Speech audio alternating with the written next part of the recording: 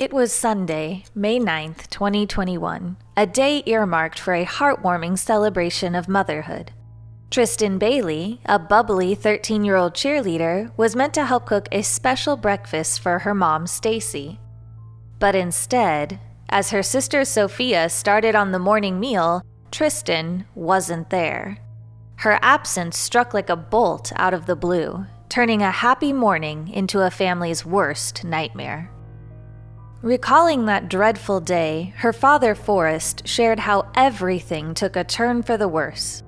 "Our day was shattered," he expressed. By 10 a.m., they had reported Tristyn as missing to the St. Johns County Sheriff's Office. The last sighting of Tristyn was at 1:15 a.m. at the Durbin Amenity Center, wearing her cheer outfit, a white skirt and a dark shirt. Then, finally, after 8 dreadful hours, a devastating discovery was made, and their worst fears were confirmed. Tristyn's life was cruelly taken, her body discovered near a retention pond at the end of Saddlestone Drive, south of Jacksonville. Forensic investigations later revealed a chilling narrative. Tristyn had been stabbed an unthinkable 114 times, including 49 defensive wounds on her arms and right hand, and at least 35 wounds covering her head and neck, a clear testament to her fight for survival.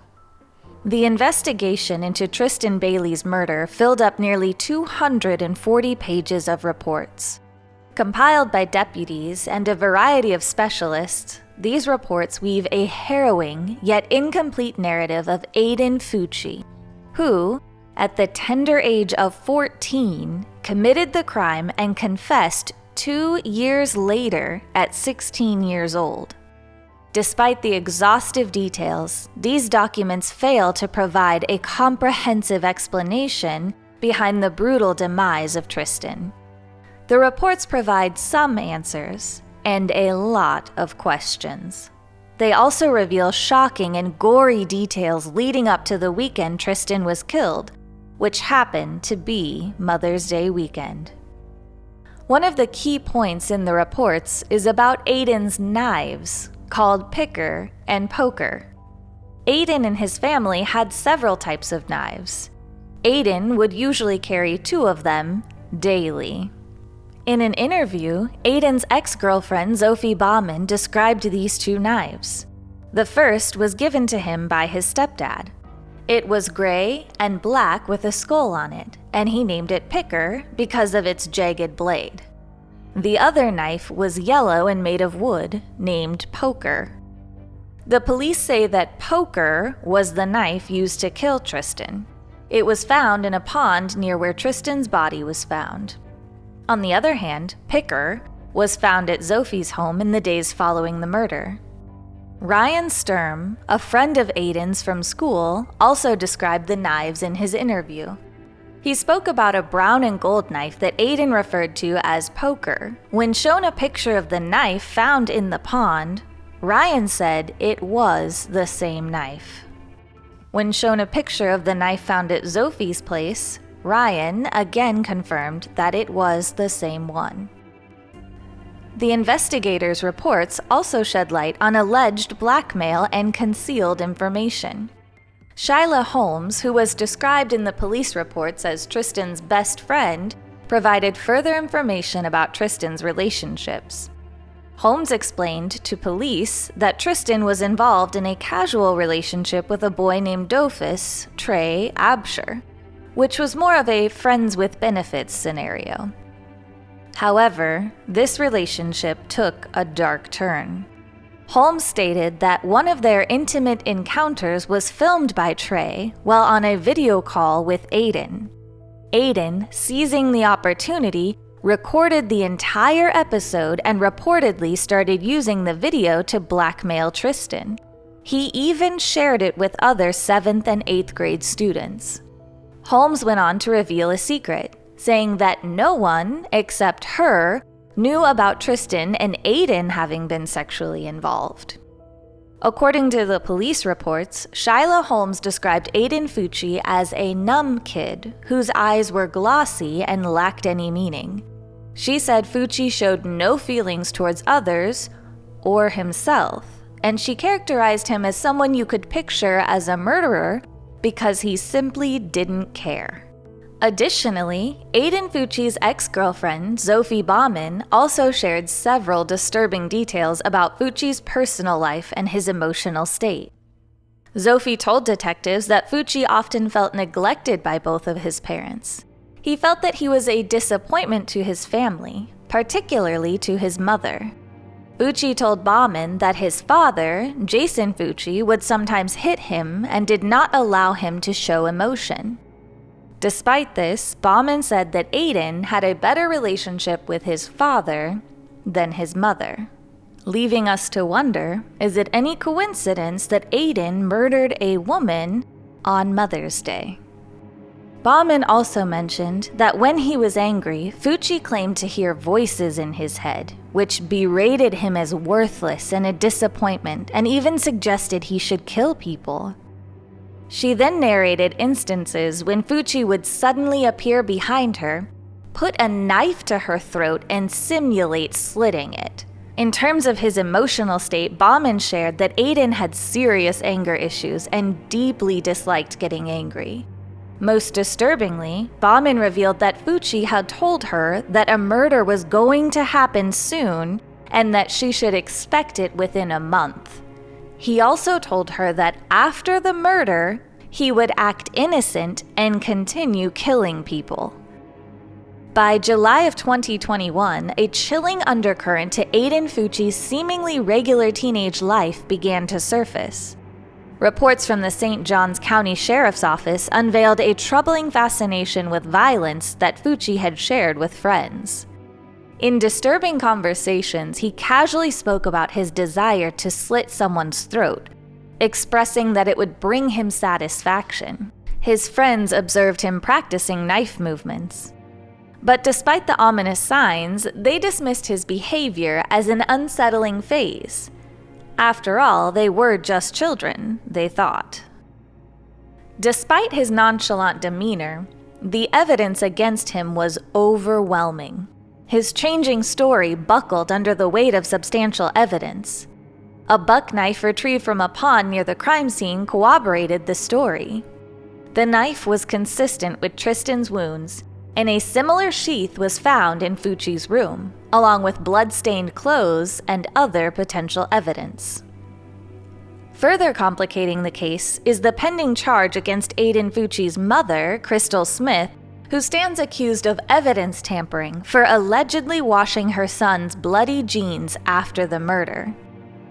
This leads us to wonder, was Smith aware of the gruesome event her son was involved in? And was her intention to deliberately conceal evidence from law enforcement? Fucci's erratic behavior, a disturbing blend of arrogance and mockery, was brought to light as his story unfolded. On the day he was apprehended, while the search for Tristyn was still in progress, he audaciously shared a selfie on Snapchat from the back of the patrol car. His chilling caption read, "Hey guys, has anybody seen Tristyn lately?" Having fun in a f***ing cop car. Yep. Tristyn. What's up, guys? As the evidence started to stack up over the years, Aiden was eventually detained, and on February 6, 2023, Tristyn's classmate, 16-year-old Aiden Fucci, would finally plead guilty to her murder. His sentencing began on March 21st, where he faced the prospect of spending at least 40 years in prison charged with first-degree murder. Although Fucci was charged as an adult, his status as a minor at the time of the crime renders him ineligible for the death penalty under Florida law. Furthermore, the law allows for a review of his sentence after he has served 25 years of a life term, offering a potential opportunity for a reduced sentence. However, his disturbing behavior escalated during his detention at Duval County Jail while awaiting trial. First Coast News reports described a series of aggressive incidents involving Fucci, including fights, threats to stab a fellow inmate, and being pepper sprayed by corrections officers. A horrifying testimony of his own words echoed in the jailhouse as he boasted he would stab a bee face to face. Finally, on March 24, 2023, Judge R. Lee Smith of the 7th Judicial Circuit in Florida sentenced Fucci to life in prison. During the sentencing, Judge Smith highlighted the severity and the cruelty of the crime, stating that Tristyn Bailey suffered a painful, horrifying death at the hands of someone she trusted. He further emphasized the senselessness of the act by asserting that the crime had no motive and was heinous, atrocious, and cruel. This underlined the verdict that life imprisonment was the only appropriate sentence for Aiden Fucci for the slaying of Tristyn Bailey. On May 12th, Crystal Lane Smith, Aiden Fucci's mother, entered a no-contest plea for the charge of evidence tampering. In a negotiated agreement, she was sentenced to a 30-day jail term and was also put on probation for 5 years. This harrowing tale serves as a stark reminder of the darkness that can lurk in the shadows, sometimes closer than we ever dare to believe. Tristyn Bailey, a vibrant life cut short, will forever remain in the hearts of those who knew and loved her.